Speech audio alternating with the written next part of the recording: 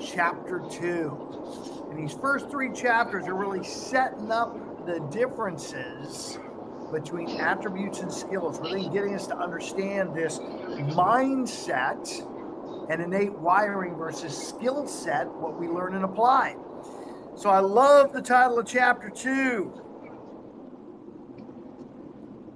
Jumping Out of an Airplane, dealing with what to do when a parachute malfunctions and how to survive it. So what have you guys got before I go into everything I've got highlighted? What did you take away from this chapter? Go, Josh. Mike is hot. Well, anybody who wants to go skydiving that hasn't, this is a very, very good in-depth of everything. And like you said, also what can go wrong. So it makes you rethink the idea of going skydiving.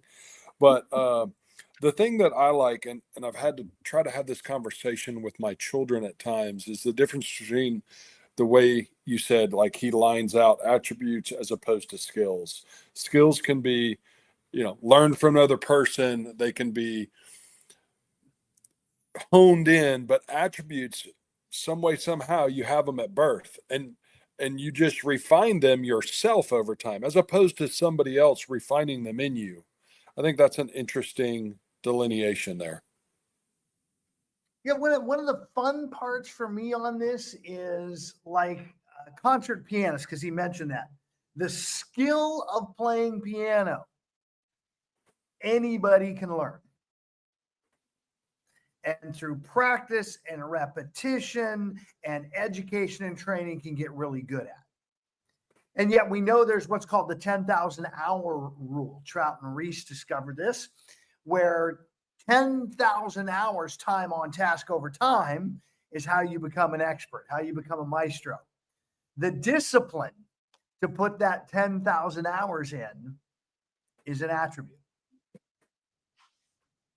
So the other piece on this, though, with these attributes, Josh, that you brought up, they absolutely can be adjusted over time.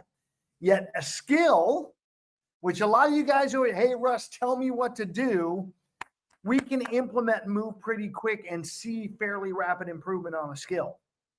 An attribute, like being a lifelong learner, learnability, which was in here, the 25 or 30 of you that are here now, you're leaning into that by showing up every single day, and you're honing and making that attribute better by massive time on task over time on a new discipline, a new way of being, a new mindset. Judy, I saw your mic hot as well. What do you got?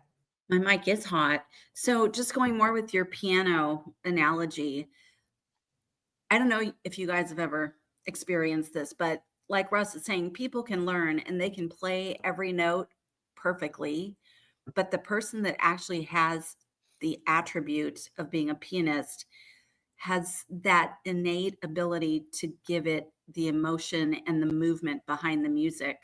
The two people can play the same notes and they could make no mistakes, but obviously one has the attribute and one does not. Fantastic. Mr. Ryan Van Ornum, brother, welcome to the party. What do you got? So one of the things that I pulled out of here was he was talking about Drew Brees, the quarterback from the New Orleans Saints and now Hall of Fame from in the NFL. He was talking about Go Saints. Exactly, go Saints. So one of the things it was talking about was the skill to actually just throw the ball down the sideline to a moving target, to a wide receiver running down the sidelines. People can throw a football in a direction, that's a skill piece of it. The attributes of having other people in his face, being able to have the wherewithal of, the coachability factor, to know the play, to know the timing of it, to understand all the nuances within that. Those are the attributes that he's talking about. The mental fortitude to stand in there when somebody is trying to break your ribs while trying to tackle the ball from you, take the ball from you. Those are the attributes. And it kind of, if you want to correlate that to what you do as a salesperson, how are you going to adapt on the fly to be able to practice and know whether it's, you call them scripts or bullet points or be able to take those things on the fly and be able to make your point at a high enough level that you're able to help them, guide them in a better direction, whether it's buying or selling or investing in real estate or whatever attribute or whatever piece of sales that you're working on at that time.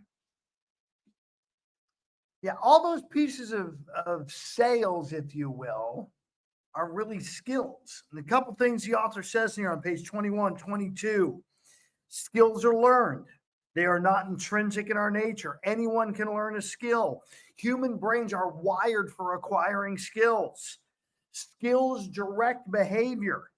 Skills are easy to assess, measure, and test. From your sales, if you track your numbers, you'll see your conversion rates, and that'll tell us what your skills are. And all of these things we're leaning into now on attributes, and they tend to be a lot fuzzier, a lot harder to really measure and define. We'll see it in people, though. We'll see people that have something. As the author said, if there's ever a time that the world changes in a moment on you, you're dealing with something radically different than you ever have. And after you go, I never knew I had that in me. Well, that was an attribute coming out in that moment. Who else has some references from the content or from our conversation so far on attributes? This is a client. It's one of the things that was interesting that I was reading, and it was talking about him in regards to becoming a SEAL. He said, and I found this really interesting. He was wondering if could he do the SEAL work, so he made a decision to do it. It's like when in doubt, and you're wondering if you can do something, do it.